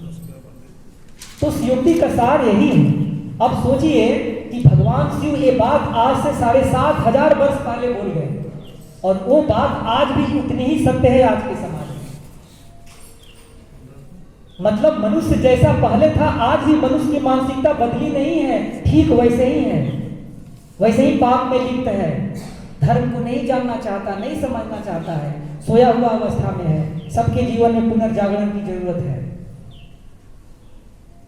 तो भगवान शिव का ये निर्देश मनुष्य को सभ्य बनाने के लिए, व्यवस्थित करने के लिए, मनुष्य को अपने जीवन को आत्मोक्षार्थ बनाने के लिए ये उनका निर्देश दिया गया है, जो सदियों सदियों तक चलता रहेगा। 7,500 वर्ष पहले बात कह गए और आज भी हम लोग इसकी चर्चा कर रहे हैं, और आने वाले समय में भी इसकी चर्चा होती रहेगी। इसीलिए ये हमारे जीवन का आदर्श है। बाबा ने इतनी सुंदर तरीके से नमः शिवाय संतान में इसको समझाए हुए हैं, क्योंकि ये बात कोई आसान बात नहीं है। जिसको बाबा इतनी सुंदर तरीके से भगवान शिव के बारे में, इसका मतलब यही है ना कि बाबा सब कुछ जानते हैं, स्वयं वही है। इसलिए उनकी जो अभिव्यक्ति है नमः शिवाय शांताय और नमामि कृष्ण सुंदरम के माध्यम से हम समझ सकते हैं कि बाबा क्या है। चूंकि भगवान शिव पहले तारक ब्रह्म की धरती पर, इसलिए जिस समय में उनका आगमन हुआ धरती पर कुछ नहीं था। मनुष्य बिल्कुल जंगली था, पशु के जैसा जीवन जीता था। उनके जीवन का दुख यही था कि पशु रूप में मनुष्य को मनुष्य कैसे बनाया जाए। भगवान कृष्ण के जीवन का दुख था कि व्यक्तिगत जीवन में अहंकार इतना विकराल रूप ले चुका था कि कोई किसी को मानने के लिए, समझने के लिए तैयार नहीं था। इसलिए भगवान कृष्ण के जीवन का सबसे बड़ा दुख वही था, और उस अहंकार को खत्म करने के लिए महाभारत करना पड़ा। और बाबा के जीवन का दुख क्या है? आज धरती पर बाबा इस सदी में आए हैं, उनके जीवन का कम्युनिज्म और कैपिटलिज्म सबसे बड़ा दुख है। देख रहे हैं आप संसार की क्या स्थिति है, हर लोग तबाह है, परेशान है अपने जीवन से। तो बाबा ने इस परेशानी से दूर होने के लिए हम लोगों के जीवन को बहुत सुंदर तरीके से सजा दिया। इस श्योक्ति के निर्देश के माध्यम से हम लोग इसको अपने जीवन को उतारें, चरितार्थ करें, और एक दिन इस पर चलते चलते आध्यात्मिक अनुशीलन करते करते आत्मोक्षार्थ की प्राप्ति होगी और जगत का कल्याण हो जाएगा। तो श्योक्ति के ऊपर आज का सिर्फ इतना ही। और मैं समझता हूँ कि जो हमें समझ में आया, आप लोगों के समक्ष कोशिश किया अपनी बातों को रखने का। यदि कोई प्रश्न हो तो 5 मिनट का टाइम में आप पूछ सकते हैं। लेकिन है तो भगवान शिव भी। हाँ ठीक है, बाबा उसको रिवाइव कर रहे हैं। रिवाइव करें। ठीक है, और कोई प्रश्न? दादा आप कल आप बताए थे नाम मंत्र, गुरु मंत्र, इष्ट मंत्र और ध्यान मंत्र, इन चारों में मंत्र एक ही हो सकता है या अलग अलग? मंत्र का अपना विज्ञान एक कैसे हो सकता है? सब अलग अलग है, जो साधक है वो जानते हैं, सब सीक्रेट चीजें होती है। इसके बारे में तो क्या बता रहे थे, उसको थोड़ा सा से 5 तरह के मानसिक मंत्र की चर्चा की गई है। क्या क्या है? बीज मंत्र है, नाम मंत्र है, गुरु मंत्र है, इष्ट मंत्र है, ध्यान मंत्र है। ये 5 मंत्र हमारी साधना में है, जिसको हम मानसिक जाप कहते हैं। और एक वाचनिक जाप है, सिद्ध महामंत्र कीर्तन, जिसको हम बाबा नाम केवल कहते हैं। ठीक है जी। समाज में मोरल आदमी इतना कम का है, इसलिए कम है कि मोरलिटी और मोरल रास्ते पर चलना आज लोग समझते हैं कि बड़ा कठिन काम है। समझते हैं कठिन काम है, कठिन है नहीं, लेकिन वो समझता है कि कठिन है। इसी कारण से तो रेशियो तो बहुत खराब है। रेशियो खराब इसलिए बाबा ने कहा कि जिस दिन 60% सद्विप्र मोरलिस्ट पैदा हो जाएंगे धरती पर, हमारा काम आसान हो जाएगा। तो हम लोगों का यही काम है ना कि अधिक से अधिक लोगों को साधना के मार्ग पर लाएंगे। हम लोगों का तो यही काम है, अधिक से अधिक अच्छे लोगों की संख्या बढ़ाएंगे तो हमारा काम आसान होगा। अगर हम अपना काम नहीं करेंगे तो अनैतिक लोगों की संख्या बढ़ती जाएगी, फिर वो लोग हम लोग को तंग करेगा, है ना। इसलिए आप सोए मत रहिए, काम किया ही है। काम कीजिए। आप लोग सब लोग अपने अपने जीवन में टारगेट लीजिए कि महीना में 2 से 3 आदमी को आनंद मार्ग के रास्ते पर ले आएंगे, तो आने वाले 6 महीना में पूरी जागृति भर जाएगी सेमिनार में। ठीक है, तो हम क्लास को यहीं विराम दे रहे हैं। जी दादा, हाँ ठीक है। प्रत्याहार साधना आनंद मार्ग में एक ही बाबा ने दिया, वो है गुरु पूजा। गुरु पूजा ठीक से करेंगे। कल हमने बताया भी था कि जब हम लोग गुरु पूजा करते हैं तो इसका ख्याल रखना चाहिए कि जब गुरुदेव की प्रतिकृति सामने है तो वहां हम आंख खोल करके गुरु पूजा करेंगे। ये गुरु का इंस्ट्रक्शन है। जहां गुरुदेव की प्रतिकृति सामने है वहां हम आंख खोल करके गुरु पूजा करेंगे। और जहां गुरुदेव की प्रतिकृति नहीं है, हम ऐसे जगह में है जहां उनकी प्रतिकृति नहीं है, तो वहां हम आंख बंद करके गुरु पूजा करेंगे। तो गुरु पूजा एक ऐसा प्रत्याहार की साधना है। हम अपने मन की समस्त भावनाओं को, जो भावना हमारे आध्यात्मिक साधना में बाधक है, तो सभी भावनाओं को सब गुरु के चरणों में हम गुरु पूजा के माध्यम से समर्पित करते जाते हैं। देखिएगा मन कैसा हो जाता है। इसीलिए बाबा ने हर एक साधना के बाद गुरु पूजा का प्रोविजन दिया हुआ है। इसलिए गुरु पूजा हमारे साधना में प्रत्याहार का रूप है। इसको हर एक साधक को समझ करके अपने जीवन में अच्छी तरीके से करना चाहिए। ठीक है, परमपिता बाबा की